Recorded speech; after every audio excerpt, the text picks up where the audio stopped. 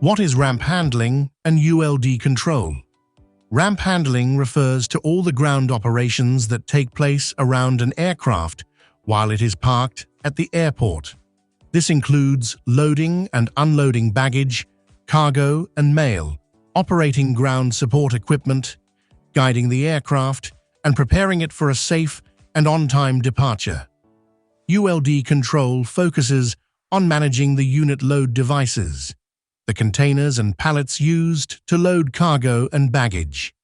It involves checking their condition, tracking their movement, using the correct ULD types, and ensuring each load is properly secured and documented.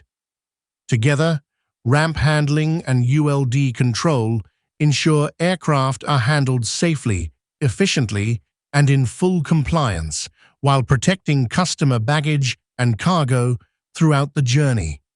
Let's get started and continue building excellence on the ramp.